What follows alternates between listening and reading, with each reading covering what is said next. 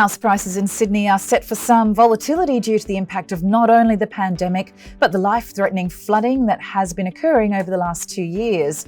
A popular Australian lifestyle choice of being a coastal dweller may now come with an economic risk. A new research report by CoreLogic found that the powerful storm cells and coastal erosion could threaten $25 billion of Australian idyllic coastal residential plots. Northern New South Wales and southeastern Queensland are tragically recovering from the devastating floods that hit the region earlier this month, yet they still are preparing for further rain. A death was reported today of a man in the Toowoomba region of Queensland from flash flooding. Dr. Pierre Wyatt, CoreLogic's head of consulting and risk management, was quoted saying by Yahoo News, "Understanding the coastal risk associated with those properties is important to every owner, potential buyer, and ultimately our property and financial sectors that are supporting the expansion of new coastal properties in number and in value." From CoreLogic's data, the top 4 suburbs most at risk are Paradise Point in the Gold Coast of Queensland, Cronulla in Sydney's south, Port Melbourne in Melbourne, and Manly in Sydney's northern beaches. It's a known fact that choosing a coastal dwelling was extremely popular with Australians, and this was confirmed by Nikki Hutley, an independent economist and climate counsellor, who says Australians are coastal dwellers with a high number of homes being within 1 to 10 kilometres from the coast, despite the risk of adverse weather and soil erosion.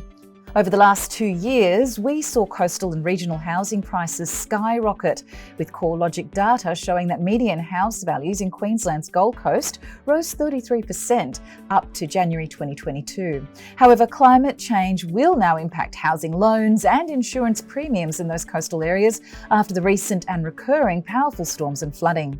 Another issue irking the inner Sydney residents is the overdevelopment of suburbs with the building of high-rises. The Waverley Council has plans to employ a representative to assist the local residents with written submissions to block development proposals. And Waverley Mayor Paula Messalos said apartment towers were being built outside of council regulation specifications. In Bondi Junction, more towers were being erected that were taller and wider than allowed.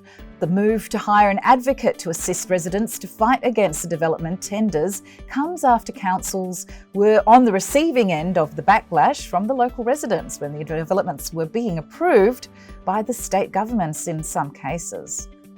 Planning Minister Anthony Roberts was reported saying in a statement that more homes supported by quality infrastructure were needed to support Sydney's growing population. However, Ms Messalos, Waverley's mayor, says that overdevelopment was at risk of changing the built environment in unreconcilable ways, losing much of the natural heritage of the iconic Bondi area. The acronym NIMBY came into play during the 1970s, according to the Encyclopaedia Britannica, and what it stands for is Not in My Backyard, where local residents protest against the rapid building of high-rises and, in some cases, which block views and cause congestion and parking issues. Urban Task Force Chief Executive Tom Forrest is refusing to agree that this plan is NIMBYism at its very worst, it was reported by the Sydney Morning Herald. And Mr Forrest, the Minister for Planning, said NIMBY groups have been effective in frustrating sound development proposals for years, forcing matters to the courts for any chance of sensible decision-making, with the risk of this only making things worse. Thanks for joining us on this report, and if you do like the information, let us know by liking, sharing, commenting on the video below, and subscribe to the channel. Press the bell icon to be notified of the latest videos from Kalkine. But for more articles, please do head to the website. It's kalkinemedia.com. My name's Sage for Kalkine Media.